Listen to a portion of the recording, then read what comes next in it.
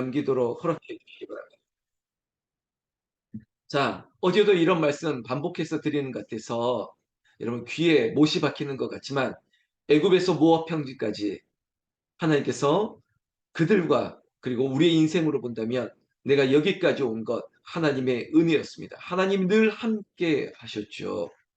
자, 민수기의 역사는 백성들의 기록입니다. 그리고 하나님께서 40년의 광야 가운데 자 봐라 인구 조사를 한번 해보아라 너희 지파를 수를 한번 세어보라. 그래 오는 동안 얼마나 많은 사람이 죽었니? 그래 자연재해도 있었고 아니면 너희들의 갑작스런 그 동물의 공격 불뱀에 물리기도 했지 않느냐. 먹지 못하고 마시지 못하고 또 불이 내려 전염병으로 죽은 일들도 있었지 않니. 그럼에도 불구하고 너희의 숫자가 변함이 없는 것을 보면 이거 하나님의 은혜 아니겠니? 이것을 일깨워 주는 것이라는 거죠. 우리는 아무리 아유 죽을 뻔했다, 죽을 뻔했다 이렇게 혹시 말할지라도 죽지 않고 살아있는 것만 해도 이거 감사합니다 말해야 될 일들이 참 많지 않습니까? 바로 애굽에서 모압 평지까지 오면서 많은 사건들을 뒤돌아보면서 결국은 귀결되는 지점은 딱 하나였습니다. 하나님의 은혜, 하나님의 도우심, 하나님 우리를 사랑하셨다는 것입니다. 그래서 이제 하나님께서 우리에게 이런 말씀을 합니다. 그래 이제 다 왔다. 이 모압 평지, 자, 이 요단강을 건너면 내가 약속했던 땅 가나안이다. 젖과 꿀이 흐르는 약속의 땅, 생명의 땅으로 들어가게 될 것인데 근데 너희가 그 땅에 들어가려거든 마음의 준비를 해야 돼. 여러분, 그저 마음의 준비가 아니겠죠. 영적 무장, 영적 준비를 해야 돼. 왜냐하면 저 땅은 너무나도 풍요로운 땅이야. 너무나도 풍족한 땅이기 때문에 죄의 유혹과 공격이 있을 수 있어. 그리고 너희의 풍요로움을 반대하는 그것을 해하려고 하는 악한 무리들이 여전히 있어. 죄의 유혹이 있기 때문에 영적 무장 그리고 마음의 준비를 단단히 무엇보다도 말씀을 바로 새기고 가야 돼. 이걸 가르치고 있는 거죠. 누구에게? 다음 세대.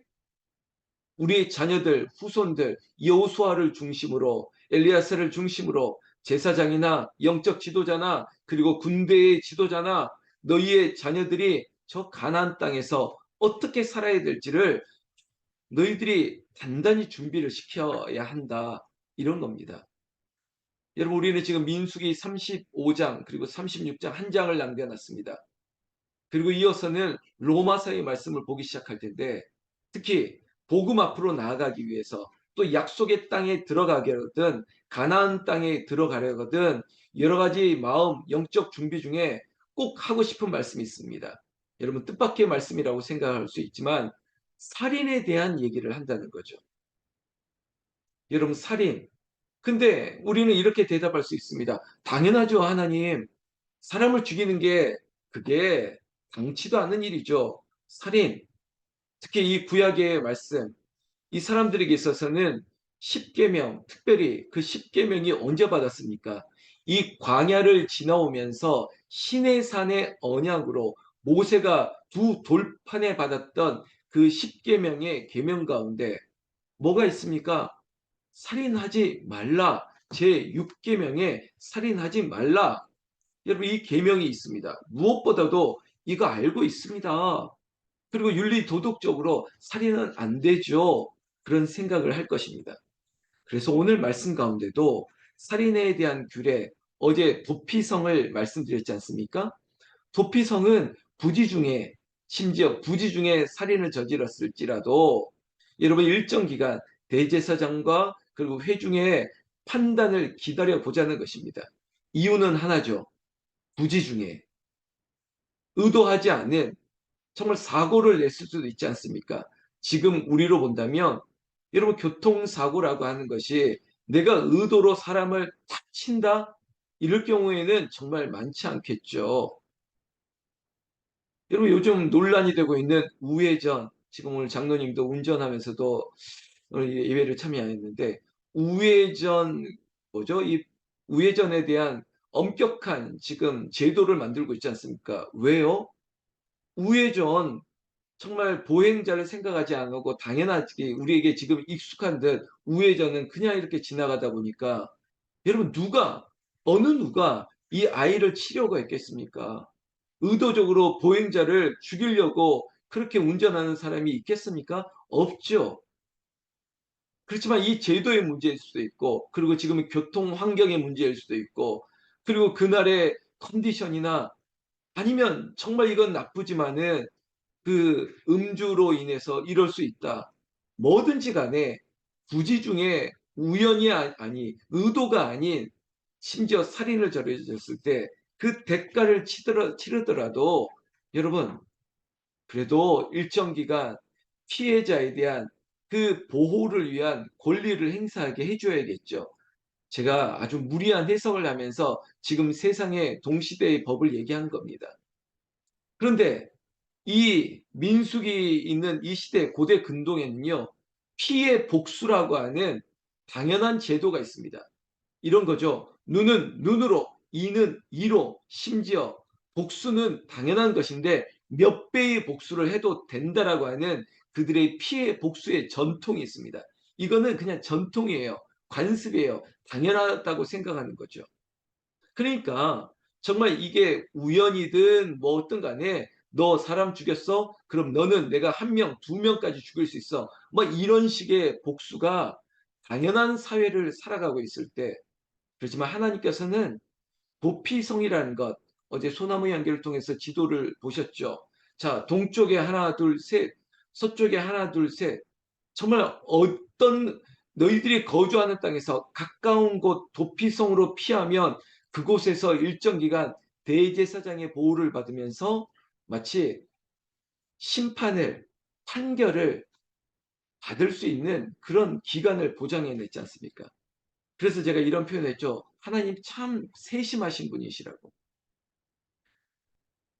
이만큼 이런 제도를 확실하게 하는 것은 너희가 지금 거주할 그 땅이 거룩한 땅이고 그 땅에서 너희들이 분배받은 것도 하나님의 은혜로 받은 것이야. 그리고 하나님께서 공평하게 주신 것이고 그리고 그 땅에서 이루어지는 어떠한 사건도 공정하게 이루어져야 될 것이라는 거예요. 여러분 함부로 우리가 재단하거나 우리가 판단하거나 우리가 심판해서도 안 된다는 것입니다. 오직 하나님이 유일한 심판, 재판관이 되어주시고 그 권위를 누구에게 줬냐? 모세에게 그리고 이어서 이 여호수아에게 그리고 제사장들에게 권한을 주신 거죠.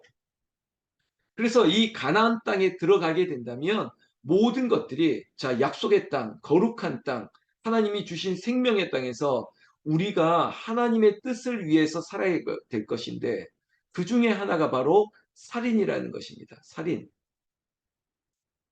여러분 40년 동안 얼마나 수고해서 온 땅입니까? 그리고 자녀들에게 후손들에게 물려줄 이 땅에서만큼은 생명을 빼앗는 피를 흘리는 일이 사람을 죽이는 일이 없어야 된다. 여러분 당연한 거죠. 여러분 새로운 땅에 들어가려거든 약속의 땅에 들어가는데 거기서 서로를 죽이는 피 흘림이 있다고요? 상상할 수 없는 일입니다. 그래서 하나님께서 그래 이 가나안에서는 서로를 해하는 일이 없어야 될 것이야 라고 이것을 일부러 뚝 띄워서 얘기하는 게 뭐냐? 결국 관계의 문제입니다. 가나안 땅에 그냥 자기 지파만 들어갈 문제도 아닙니다. 그리고 12지파가 같이 있습니다. 거기에 그들 지파에서는 제사장 레위 지파를 그들이 또한 섬기고 생명을 보존해 줘야 되는 도피성과 42성읍을 서로 띄워줘야 됩니다. 이 관계 속에서 관계가 무너지면 공동체 아무리 좋은 땅에 들어가더라도 마치 육선이 가득할지라도 싸우는 집은 행복이 없습니다. 하나님이 약속한 저 가나안에 들어가도 그 가나안에 거주하는 너희들끼리 피가 튀기도록 싸우고 그런 살인을 저지른다면 의미가 없다는 거죠.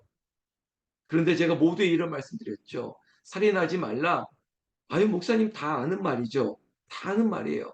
그렇지만 이 약속의 땅 가나안에 들어가면 여러분 우리는 북한산 기도원 홍은절 제일교회 안에 이 천국에 들어오려거든 제가 꼭 당부하고 싶은 말씀이 있습니다. 살인이라고 하는 것은 물리적으로 칼로 찔러서 총으로 쏴서 아니면 어떤 물리적인 행사를 통해서 폭력을 통해서 살인 그것만이 살인이 아닙니다. 어제도 말에 대한 언어에 대한 얘기를 우리가 많이 들어왔지 않습니까? 바로 언어에 대한 말로 대한 살인입니다. 폭력, 언어 폭력. 여러분 광야의 기간 동안 모세가 얼마나 많은 언어 폭력을 당했습니까? 너 때문이야, 너 때문이야, 너 때문이야. 그렇지만 정말 그런 언어 폭력, 살인, 그것을 당할 만한 일을 과연 모세가 했던 거 맞습니까? 서로를 향해서. 여러분 책에 이런 제목도 있습니다. 꽃으로도 때리지 말라. 우리 아이들을 꽃으로도 때리지 말라. 여러분 함부로 우리가 누구를 재단하거나 누구에게 뭔가를 던질 자격이 없다는 것입니다. 여러분 지금 민수기 36장까지 있고 이제는 요단강 건너 가나안에 들어가면 되는데 왜 하나님께서 살인에 대한 계명을 다시 한번 끄집어내고 서로에게 피 흘림이 없어야 될 것을 말씀하면서 제가 오늘 우리에게도 그 사람에게도 동시대 어느에게도 아버지 언어로 말로 때리거나 살인하지 말라. 이것이 우리에게 영적 교훈이 되어야 될 줄로 믿습니다. 그리고 또 하나 우리가 이 사실을 또한 기억하십시오. 30절 말씀해 보면 자, 사람을 죽인 모든 자, 곧 살인한 자는 증인들의 말을 따라서 죽일 것이나 한 증인의 증거만 따라서 죽이지 말 것이요. 물론 어떠한 살인에 관계된 이 재판을 할 때 여러분 반드시 해야 될 것, 한 사람의 말만 들어서는 안 된다는 것입니다. 증인이 있어야 돼요. 최소한 두 사람 이상의 증인에 따라서 판결을 해야 된다는 것이죠. 여러분 이것이 굉장히 중요한 포인트입니다. 우리가 어떤 사회생활을 하든 교회 생활을 하든 믿음 생활을 하든 여러분 한 사람의 말만 듣고 아 그랬어? 그 사람이 너를 그렇게 때렸어? 그렇게 죽였단 말이야? 여러분 이거 굉장히 위험합니다. 피해자의 권리를 보호해 주는 것도 좋지만 피해자의 말만 들어서는 되지 않습니다. 가해자의 그 사람의 그 보장권도 줘야 되고요. 그리고 또한 정말 피해자가 그렇게 말한 것인지 그것을 입증할 만한 증거나 증인이 필요한데 지금 우리 사회는 그렇지 않습니까? 여러분 CCTV가 있어서 자 변명을 해도 자 CCTV에 잡혔지 않느냐? 자 성폭력 뭐 이런 거 요즘 어떤 사건들이 지금 일어나고 있지 않습니까? 그런데 카메라에 다 잡혔어요. 보니까 그렇게 했어요. 그런데 어떻게 나는 안 했다 이 말을 믿어주는 것입니까? 아니겠죠. 또 심지어는 반대로 나는 성추행을 당했다라고 말하는데 증인이 없어요. 그러면 그 사람만 믿고 판결을 한다고요? 위험하죠. 그런데 옆에서 지나가던 두세 사람이 아니면 교통사고를 한다면 저 블랙박스가 저 옆에 있던 뒤에 따라왔던 차가 찍었어요. 그랬더니 자 보험금을 누리는 야 이거 보험 사기인데 이런 것도 끄집어내야 되지 않겠습니까? 항상 피해자라고 해서 피해자만 말만 들을 수는 없다는 거예요. 두세 사람의 증인이 필요하고 두 사람 이상은 필요하고 말을 들어봐야 됩니다. 특히 여러분 한 사람만 말만 듣지 마세요. 제가 살인은 언어 폭력, 언어 살인도 있다고 했기 때문에 정말 저 사람이 그렇게 찌른 거 맞아? 저렇게 말한 거 맞아? 그렇게 동조하지 마시고 제발 다른 사람의 말도 들어보시라는 거죠. 자, 제가 이런 얘기를 드리는 건 다시 한번 논리로 한다면 앞으로 돌아갑시다. 자, 이제 너희들이 요단강 건너 가나안 땅에 들어가려면 살인하지 말아라. 다시는 이 광야에서 너희 부모 세대들이 그렇게 서로 싸우고 서로 헐뜯고 그리고 차라리 우리는 애굽 땅으로 돌아가면 좋으련만 했던 그런 말들이 누구에게 얼마나 큰 상처와 해함이 되었는 줄 알아? 그러니까 이제는 가나안 땅에 너희들이 들어가면 절대 우리와 같이 그렇게 서로를 헐뜯고 죽이고 원망하는 말은 하지 마라. 살인하면 안 돼. 이렇게 들렸으면 좋겠습니다.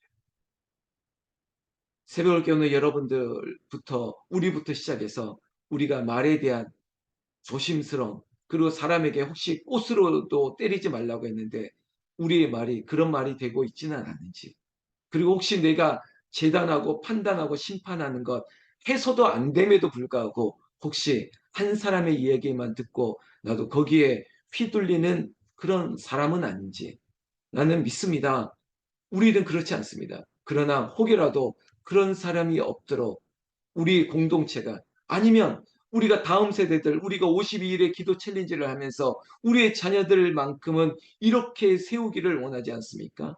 자, 모세는 여기서 죽더라도 여호수아와 엘르아살과 다음 세대들은 이렇게 되기를 바라는 기도마저 하는 우리이기 때문에 하나님 오늘 주신 말씀도 여러분 다른 의미로 받지 마세요.